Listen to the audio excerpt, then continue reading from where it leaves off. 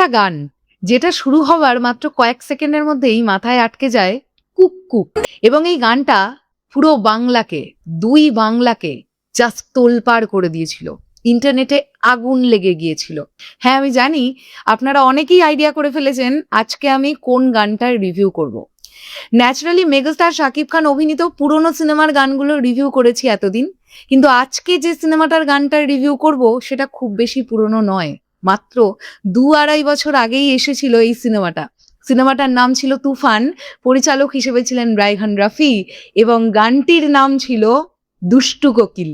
Smart composition, cinematic visual আর megastar Shakib Khan এবং মিমি চক্রবর্তীর দুর্দান্ত কেমিস্ট্রি। চলুন আজকের এই ছোট্ট ভিডিওটার মাধ্যমে আমরা জেনে নিই কেন এই গানটা এই পরিমাণ হিট। সরি, হিট নয়, সুপারহিট। নো, সুপারহিট না, ব্লকবাস্টার, চার্টবাস্টার গান। এই গানটিতে কণ্ঠ দিয়েছিলেন দিলশাদ নাহার কণা এবং আকাশ সেন।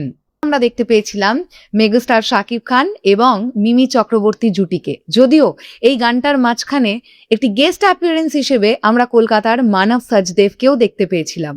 প্রথম থেকেই এই গানটা 90s মানে 90 দশকের একটি আবহ তৈরি করে। নাইট ক্লাব স্টাইলের সেট, উজ্জ্বল আলো, রেট্রো কস্টিউম আর গ্যাংস্টার ভাইব সব মিলিয়ে এটা শুধুমাত্র একটা গান নয়, বরং সিনেমার অত্যন্ত গুরুত্বপূর্ণ একটি ভিজুয়াল মোমেন্ট। কিন্তু এই গানটার সবচাইতে বড় শক্তি কি তাহলে মেগাস্টার শাকিব খান, নাকি এই গানটার মধ্যে আরো এমন কিছু কোকিল, ভ্রমর আর প্রেমের রূপক, যা বাংলা গানের পরিচিত আবেগকে আধুনিক উপস্থাপনায় নিয়ে এসেছে? মেগাস্টার শাকিব খানের স্ক্রিন প্রেজেন্স এই গানটাতে একটা আলাদা মাত্রা যোগ করেছে, এটা বলতেই হবে। তার আত্মবিশ্বাসী গ্যাংস্টার লুক, স্টাইল আর ডান্সের মুভমেন্ট পুরো গানের এনার্জিটাকে ধরে রাখতে পেরেছিল। অন্যদিকে মিমি চক্রবর্তীর গ্ল্যামারাস উপস্থিতি এবং অবশ্যই মিমি চক্রবর্তীর এক্সপ্রেশন মেগাস্টার শাকিব খানের সঙ্গে দারুণ অন স্ক্রিন কেমিস্ট্রি তৈরি হতে দেখেছি আমরা। ভিজুয়ালি গানটি ভীষণ রঙিন, স্টাইলিশ এবং সিনেম্যাটিক। আলো, সেট ডিজাইনিং, ক্যামেরার মুভমেন্ট সবকিছু একসঙ্গে মেলালে মনে হয় এই গানটা যেন বড় পর্দার জন্যই তৈরি হয়েছিল।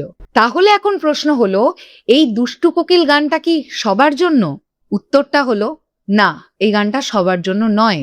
যারা গভীর, অর্থপূর্ণ এবং ধীর গতির গান শুনতে পছন্দ করেন তাদের কাছে এই গানটা হয়তো অত্যন্ত কমার্শিয়াল বলে মনে হতে পারে, কিন্তু লক্ষ্য যদি হয়ে থাকে দর্শককে বিনোদন দেবার, দর্শককে নাচাতে বাধ্য করা এবং এই গানটার মাধ্যমে দর্শকের মনে গেঁথে যাওয়া, তাহলে সব দিক থেকেই দুষ্টু কোকিল একটা প্রচন্ড সাকসেসফুল গান।